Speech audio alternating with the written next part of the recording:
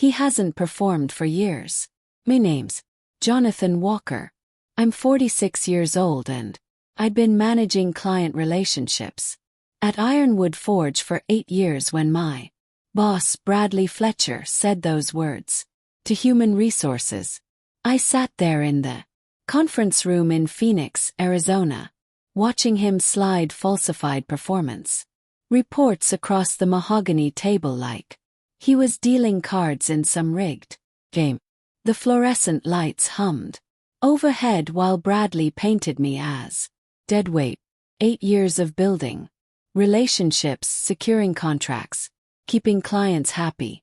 8 years of working weekends, taking calls at midnight, making sure Ironwood Forges manufacturing clients felt like family.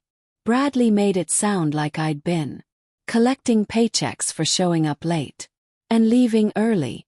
These reports clearly demonstrate a pattern of declining performance. Bradley continued, his voice steady as granite. The Human Resources Director, a woman named Patricia Young, nodded along like she was watching a nature documentary. Missed deadlines, client complaints, failure to meet revenue targets. Every word was a lie, but I kept my mouth shut. Patricia flipped through the papers, her reading glasses perched on nose. This is concerning Jonathan. Documentation shows consistent underperformance over the past 18 months.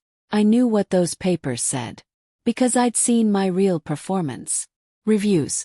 The ones locked in Bradley's office showed a different story. Client retention rates at 96%.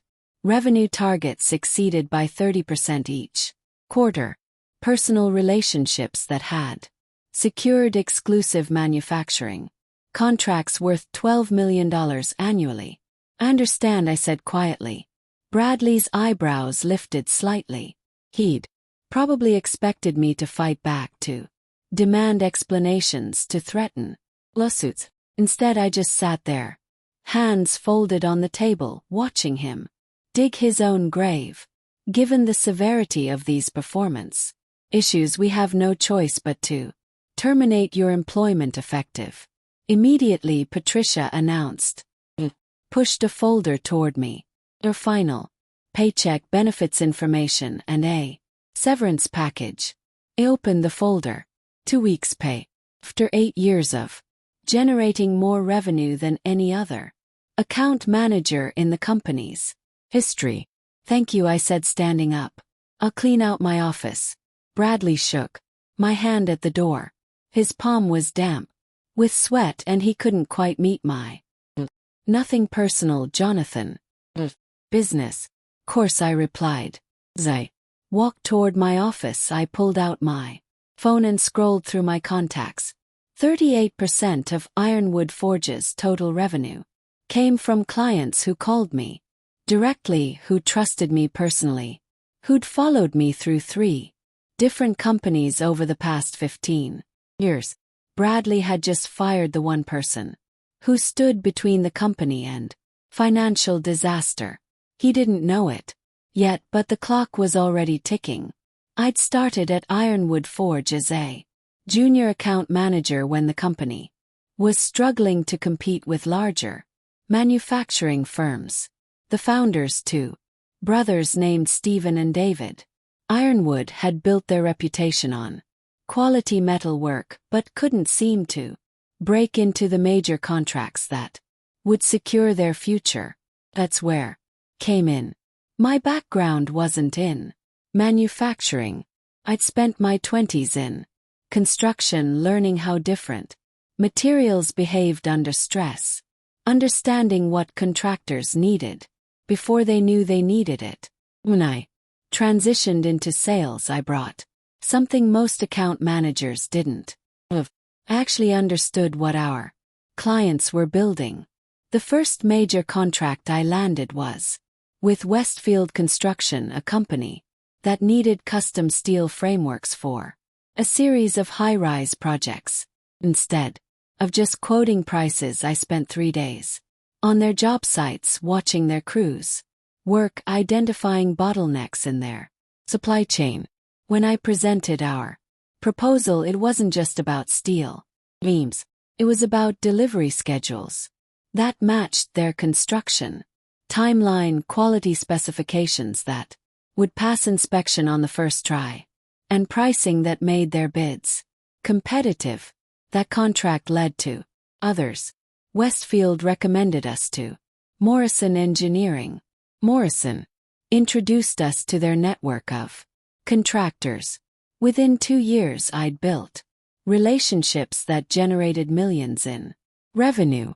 Bradley Fletcher joined the company 3 years later as my supervisor, fresh from business school, full of theories about customer relationship management and strategic partnerships. He spent his first 6 months trying to convince me to use his new software systems for tracking client communications. You can't run a business on handshake deals and personal relationships, he'd. We need data. We need metrics. Kept my mouth shut and kept bringing in contracts. The warning signs started 18 months ago. Bradley began scheduling client meetings without inviting me.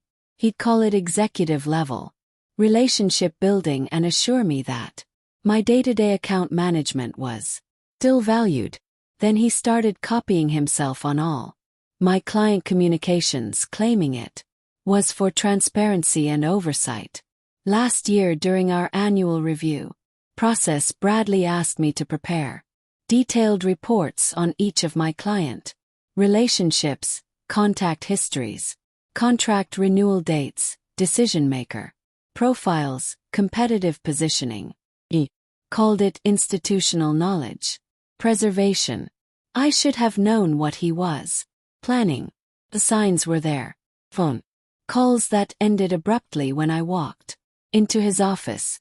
Meetings with the Ironwood brothers that suddenly became confidential strategy sessions instead. Team updates. Client contracts being renewed with subtle changes to the terms that I only discovered by accident. Bradley had been building a case against me while simultaneously preparing to take credit for my work. He documented every client relationship I'd built, every process I'd developed, every competitive advantage I'd created. And he'd falsified performance reports to make it look like I was the problem. He'd have to manage those relationships himself. The realization hit me while I was packing my office. Not anger exactly, more like clarity. I was loading files into a cardboard box when my phone buzzed with a text from Robert Chan at Westfield Construction. Hey Jonathan, got a weird call from your boss today. Something about transitioning account management going on. Then another text. This one from Lisa Morrison. Bradley Fletcher just introduced himself as our new primary contact. Did you get promoted? And another from Tony Rodriguez at Phoenix Steel. Some guy named Bradley called about renewing our contract. Told him I only work with you. Should I be concerned? I sat down heavily in my chair and looked around. The office I'd occupied for 8 years. Photos with clients at job site. Groundbreaks. Thank you cards from contractors whose projects had finished ahead of schedule.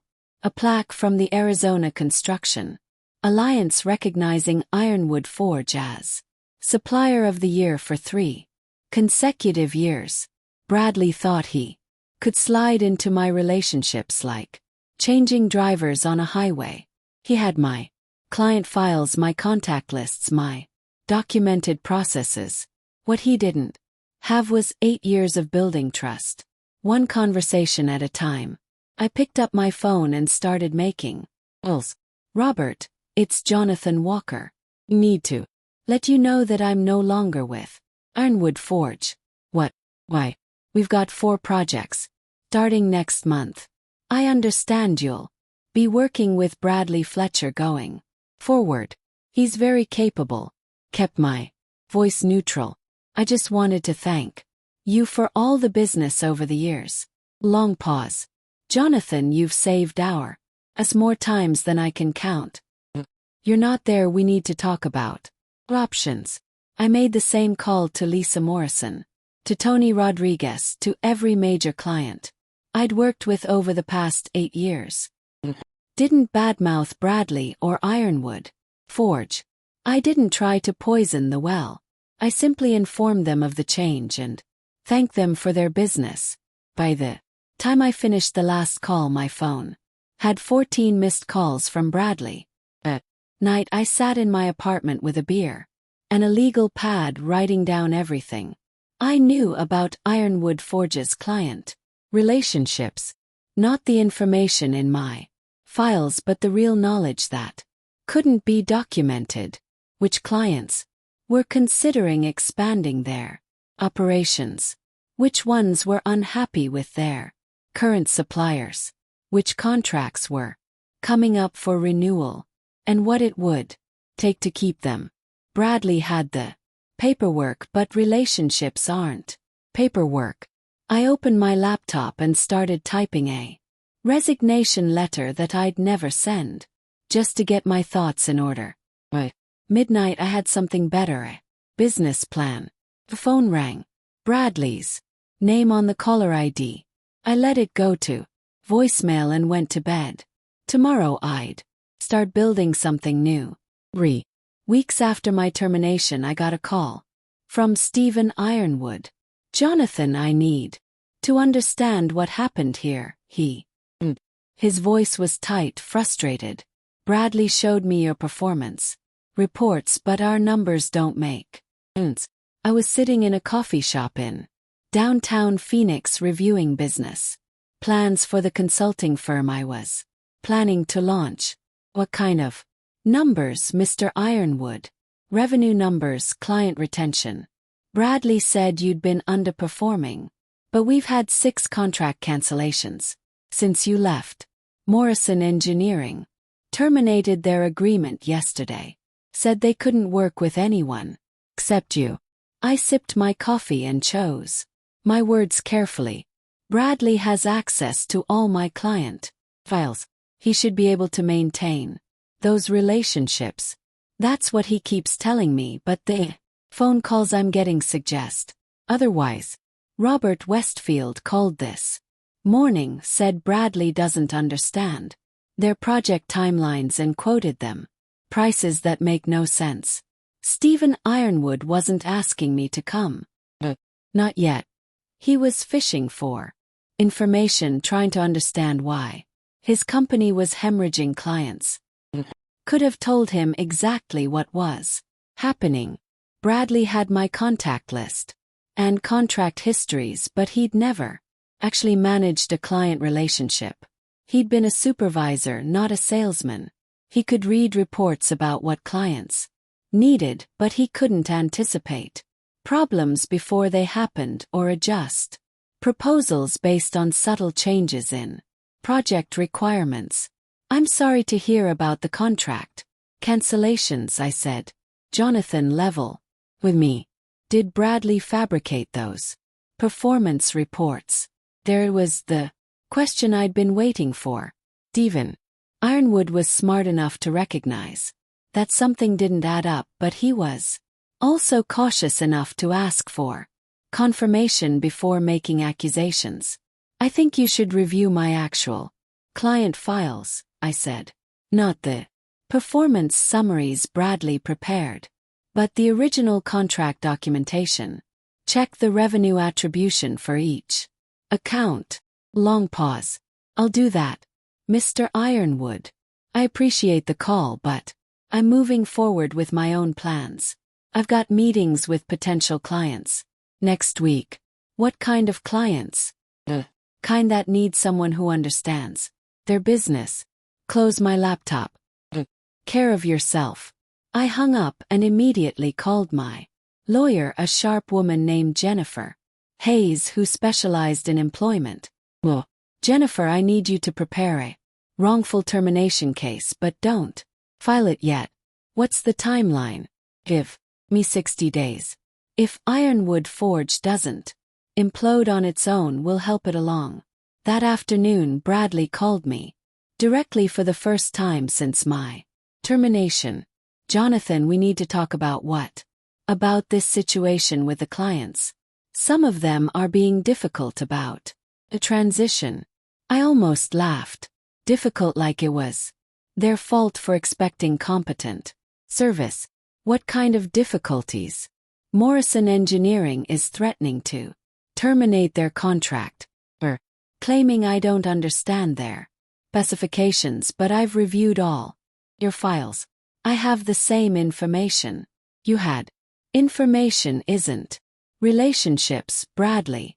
Look, I know we had our differences, but maybe you could help smooth this transition. Talk to Robert Westfield. Convince him to give me a chance. I don't work for Ironwood Forge anymore. Could arrange a consulting fee, something unofficial. Now I did laugh. You fired me for non-performance, and now you want to pay me to fix your problems. The company is going through a rough patch. We all need to work together. I am working, just not for you. I hung up and immediately called Robert Westfield. Robert, it's Jonathan Walker. I wanted to follow up on our conversation from last week. Jonathan, thank God. The Bradley guy is driving me crazy. He quoted us 40% higher than our usual rate and wants to change our delivery schedule. What kind of delivery schedule? Monthly shipments instead of weekly. Says it's more efficient for inventory management. I shook my head. Bradley was trying to optimize for Ironwood Forge's convenience instead of understanding that Westfield needed weekly deliveries to maintain their construction timeline. Robert, I'm starting my own consulting firm. I'd like to discuss representing your material procurement needs. Mean finding us a new supplier. Mean finding you the right supplier for each project. Sometimes that might be Ironwood Forge. Sometimes it might be someone else. When can we meet? 2 months after my termination, I received a call from Patricia Young in Human Resources. Jonathan, I need to ask you some questions about your employment at Ironwood Forge. I was in my new office, a small space I'd rented in downtown Phoenix while building my consulting practice. Clients so far, all former Ironwood Forge customers who'd followed me to independent representation. What kind of questions, Patricia? Kind that could result in legal action against the company. Her voice was strained. Been reviewing your employment file in response to some complaints we've received. Complaints from clients and from the Ironwood brothers. They're claiming that Bradley Fletcher provided falsified performance documentation when we terminated your employment. Leaned back in my chair. Finally, I found discrepancies between the performance reports Bradley submitted and the actual client revenue data. Significant discrepancies. What kind of discrepancies? According to our financial records, you were personally responsible for 38% of total company revenue over the past 3 years. Bradley's reports claimed you were underperforming and costing the company money. 38%. I'd known my accounts were valuable, but I'd never calculated the exact percentage. Bradley had fired the employee who generated more than a third of the company's revenue. Patricia, I documented all my client relationships and contract details. Those files should still be available. That's part of the problem. Those files have been altered. Contract attribution has been changed to show Bradley as the primary account manager. Client communication logs have been edited. I felt something cold settle in my stomach. Bradley hadn't just falsified performance reports. He'd been systematically rewriting history to position himself as the architect of my success. When did these changes occur? The digital timestamps show modifications over the past 18 months, always during evening hours or weekends, when Bradley would have had private access to the system. 18 months.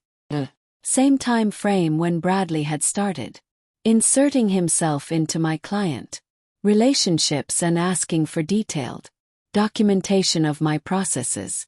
Patricia, I need you to understand something. Those clients didn't choose Ironwood Forge because of competitive pricing or superior technology. They chose us because of personal relationships built over years of reliable service. Bradley can't replicate that by changing computer files. I'm beginning to understand that. Pause. The company has lost 47% of its revenue since your termination. We're facing potential bankruptcy within 6 months. 47%. Worse than I'd expected. What do the Ironwood brothers want? They want to offer you your job back. With Bradley as my supervisor. Bradley Fletcher is no longer with the company. I sat up straight. As of when? As of this morning, terminated for falsifying employment records and fraudulent documentation. I looked out my office window at the Phoenix skyline, thinking about everything that had led to this moment. Bradley's arrogance, his assumption that relationships were just data points to be managed, his willingness to destroy someone else's career to advance his own. Patricia, I appreciate the call, but I'm not interested in returning to Ironwood Forge. The brothers are prepared to offer significant compensation, double your previous salary. Building my own business now. Jonathan, please consider it. The company won't survive without those client relationships. I thought about Stephen and David Ironwood, 2 decent men who'd built something valuable only to watch it nearly destroyed by an employee they'd trusted. They didn't deserve to lose their company because of Bradley's fraud. Patricia, I'll consider a consulting arrangement, not employment. Consulting. What would that involve? First we discuss my rate. Then we discuss exactly what the company is willing to do to rebuild trust with the clients. Bradley drove away. Call came on a Thursday afternoon in November. Bradley Fletcher's name on my caller ID. I'd been expecting it for weeks. Ironwood Forge's third quarter earnings had been released, showing a 62% revenue decline compared to the previous year. The industry publications were calling it a case study and management failure. My consulting business was thriving, representing 15 former Ironwood Forge clients and helping them navigate relationships with multiple suppliers. Hello, Bradley. Jonathan, his voice was tight, desperate. We need to talk about what? About this situation. About what you're doing to the company.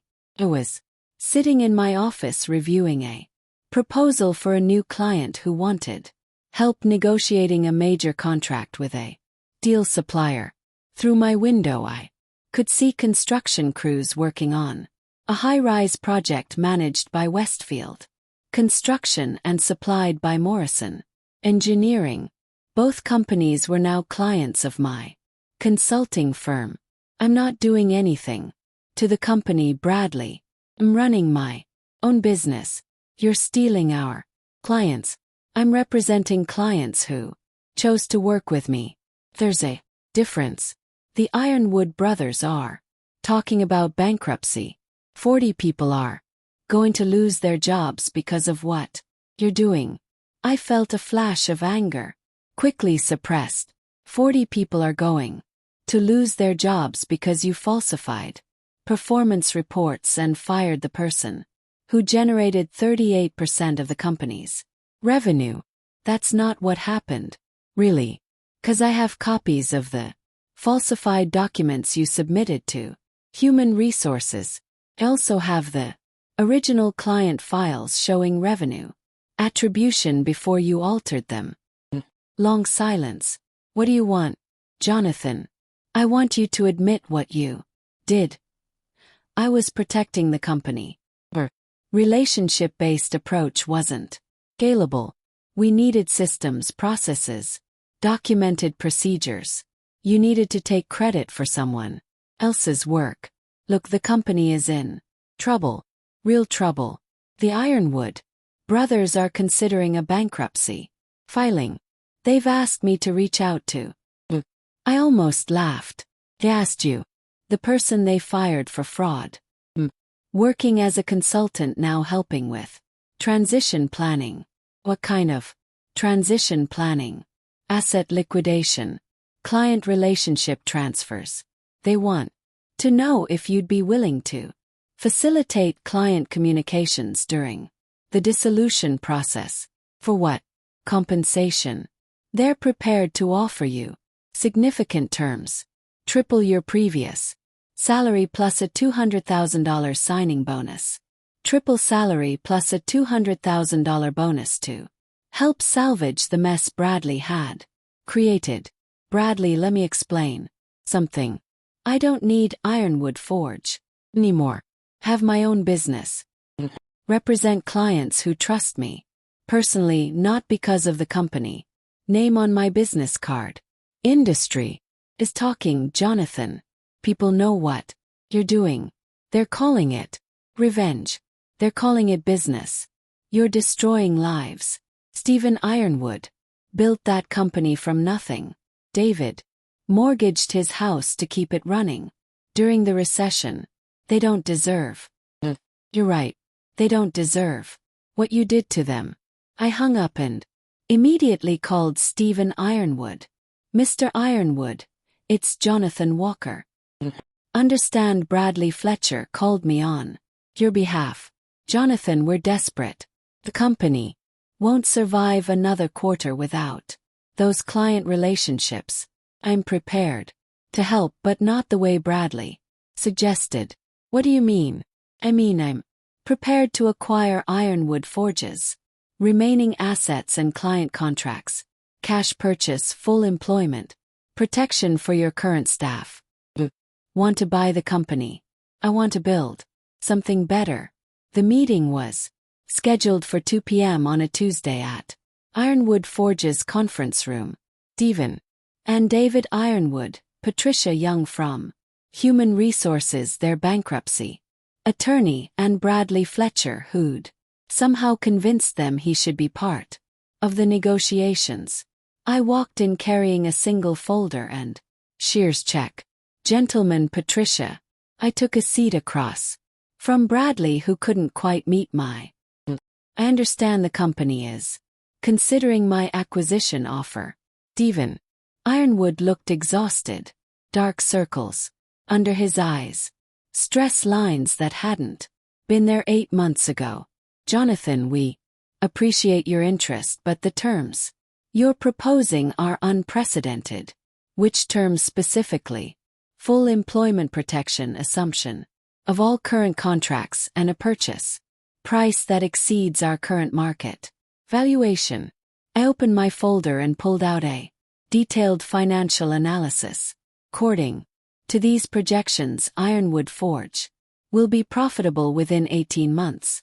Under competent management, the current difficulties are entirely attributable to management failures, not market conditions. Bradley leaned forward. Jonathan, you can't seriously believe that one person's departure caused all these problems.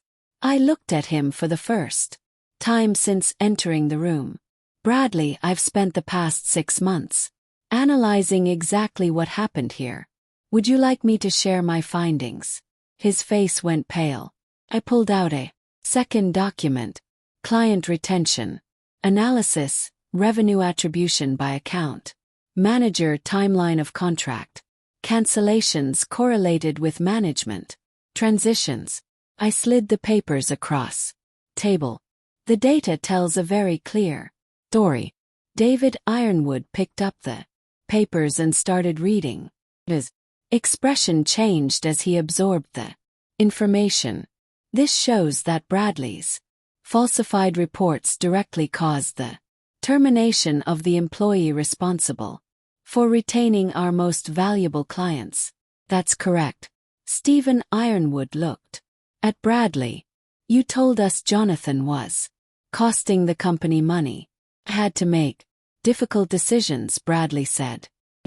Numbers supported my assessment. Numbers. I pulled out another document. The fabricated performance reports you submitted to Human Resources or the original client files you altered to remove my name from contract documentation. Bradley stood up abruptly. I don't have to listen to this. Actually, you do. I opened the folder wider because Patricia Young has already provided these documents to the Arizona Attorney General's office as evidence of employment fraud. The room went silent. 6 months later, I was standing in the renovated conference room of Walker Manufacturing Solutions, the company I'd built from the assets of the former Ironwood Forge, the same room where Bradley Fletcher had handed me falsified termination papers, now hosted weekly strategy meetings with the team of account managers I'd hired to handle our growing client base. Robert Westfield was shaking my hand. After finalizing a 3-year exclusive supply contract, Jonathan, I've got to ask, did you plan all this from the beginning? Smiled and looked around the room. 42 employees, all retained from the original Ironwood Forge, plus 15 new hires to handle expansion. Revenue up 90% from the previous year. Client satisfaction scores higher than ever. Plan to build something better.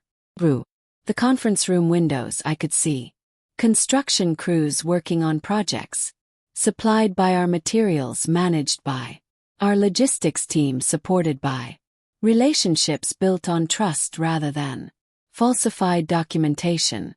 Bradley Fletcher had faced criminal charges for employment fraud and document falsification, receiving a suspended sentence and 5 years of probation after pleading guilty to avoid jail time.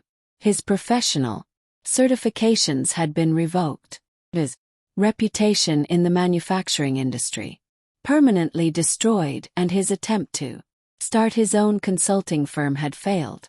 When potential clients discovered his history of fraudulent reporting, the Arizona Attorney General's office had used his case to implement new oversight requirements for employment documentation, ensuring his name would forever be associated with one of the most publicized examples of management fraud in state business history. His personal finances had been devastated by legal fees and civil settlements, while his marriage had ended when his wife learned about the systematic deception that had characterized his professional life. Walked to the window and watched the sunset paint the Phoenix sky in shades of gold and red, understanding that authentic relationships and genuine value always triumph over those who mistake manipulation for leadership.